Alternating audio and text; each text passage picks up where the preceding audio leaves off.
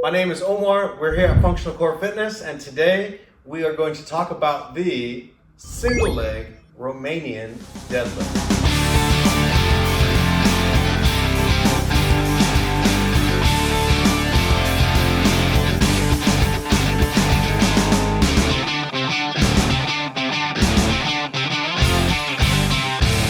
So before we talk about this exercise, if you cannot hip hinge correctly,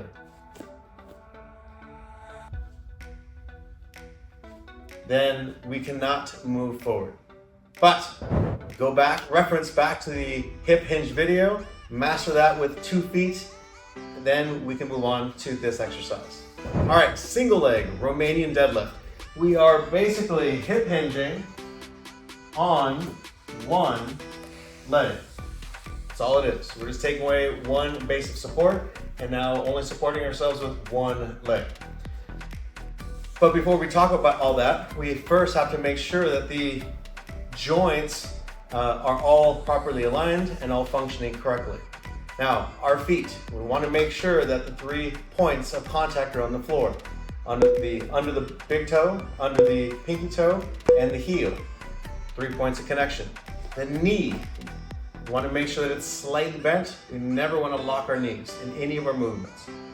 Our hips, we have to make sure that we are first starting off in a neutral alignment and then hip hinging correctly. All that with one leg.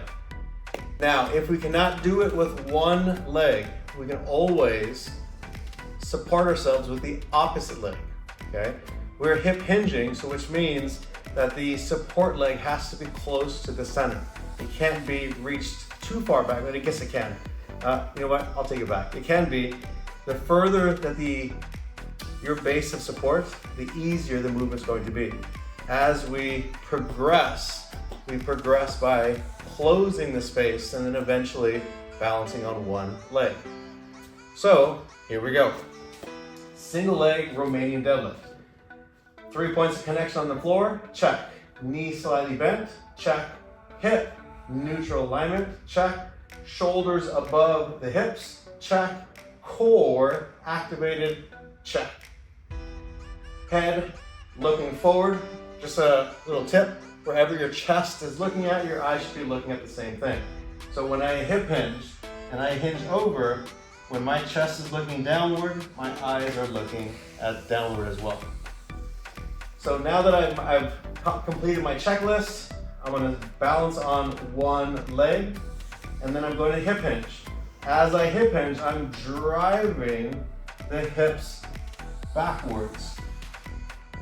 And then I want to drive the hips forward. So when I hip hinge, I'm not bending the knee because then I'm level changing. I don't want to level change, I just want to hinge at my hips. So again, I'm hip hinging.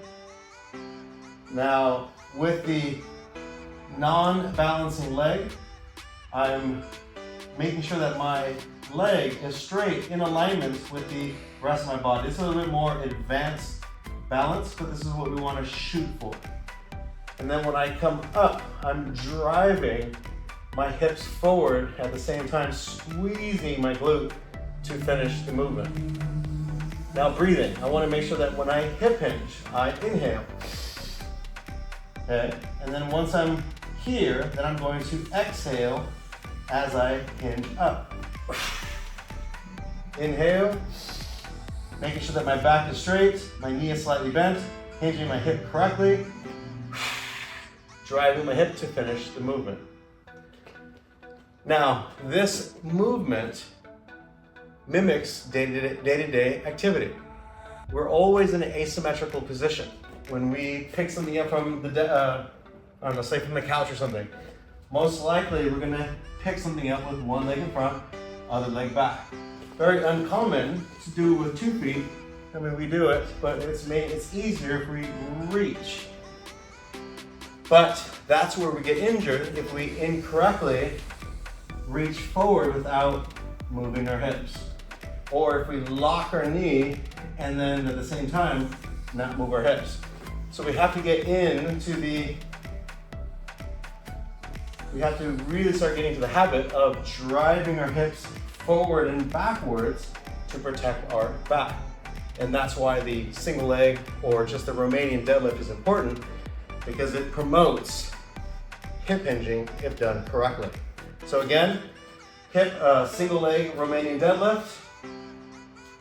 My 3 points of connection, knees slightly bent, hips in the right position, shoulders above my hips. I hip hinge where my hips go back.